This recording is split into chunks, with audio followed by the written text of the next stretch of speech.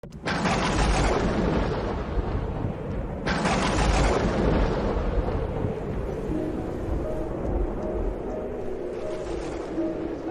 ces jours-là, comme il y avait de nouveau une grande foule de gens et qu'ils n'avaient pas de quoi manger, Jésus appelle à lui ses disciples et leur dit, « J'ai pitié de cette foule, car depuis 3 jours, déjà, ils sont avec moi et n'ont rien à manger. Si je les renvoie chez eux à jeûne, ils vont défaillir en route. Or, quelques-uns d'entre eux sont venus de loin. » Ses disciples lui répondirent, « Où donc pourra-t-on trouver du pain pour qu'ils en mangent à leur faim dans ce désert ?»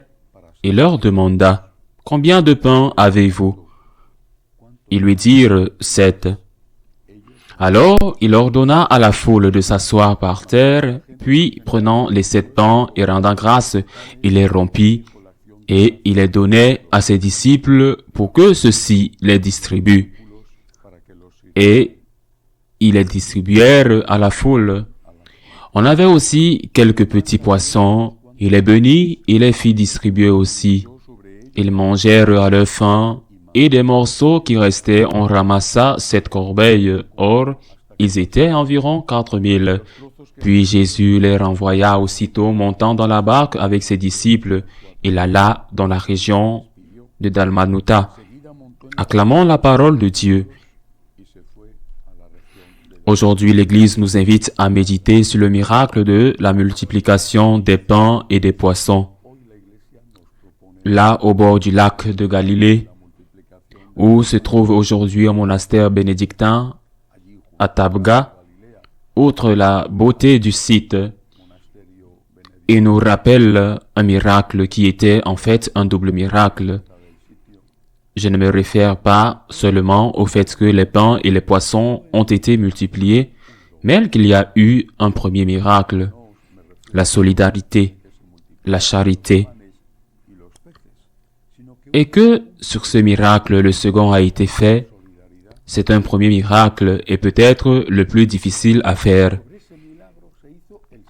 que nous sommes prêts à partager, que nous sommes prêts à renoncer à quelque chose qui nous appartient pour aider quelqu'un d'autre qui n'a rien, que nous sommes même prêts à renoncer à une entreprise pour être juste et charitable, parce qu'avec les quelques pains qu'ils avaient, il y en avait 7, et la poignée de poissons qu'ils avaient, ils auraient pu faire une bonne affaire. Une multitude des gens affamés, s'ils s'étaient mis à les vendre à n'importe quel prix, certains au moins qui avaient plus d'argent les auraient pris de leurs mains. Ils ont renoncé au commerce, ils ont renoncé à l'intérêt, ils ont partagé. Premier miracle.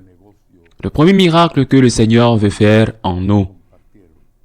Et parfois, c'est un miracle qui est vraiment difficile à faire.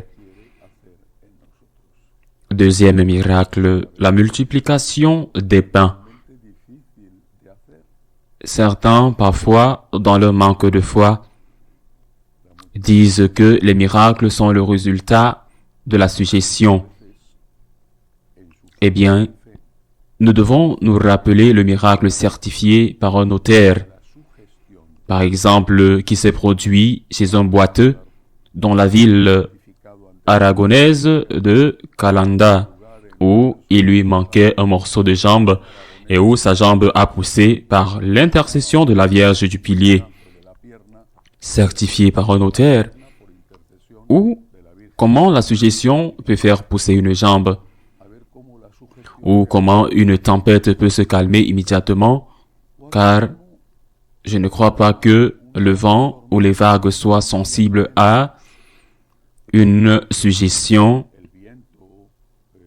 Dans ce cas, voyons comment la suggestion peut faire en sorte que quelques pains et quelques poissons nourrissent une multitude.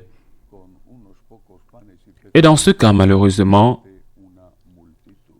il y en a tant qui sont volontairement aveugles parce qu'ils ne veulent pas voir ce qui est évident.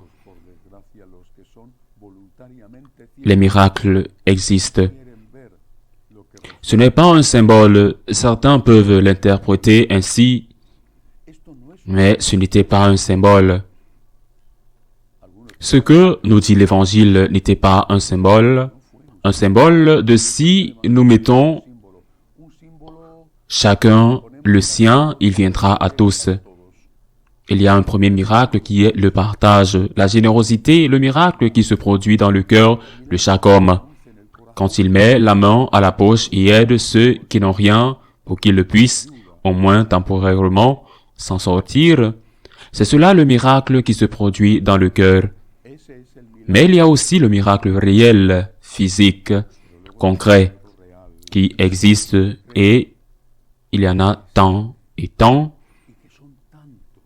Je ne sais pas quelle sera l'expérience de chacun. Moi, plusieurs fois dans ma vie, j'ai fait l'expérience de miracles. Bien sûr, il ne peut pas s'agir de miracles soumis à un examen rigoureux qui exclut tout autre type de possibilité. Mais plusieurs fois dans la vie, j'ai eu la certitude que le Seigneur a fait des miracles. Cela nous aide à avoir confiance en la divine providence. Nous ne pouvons pas nous laisser entraîner par le doute sur l'amour de Dieu ou sur sa puissance.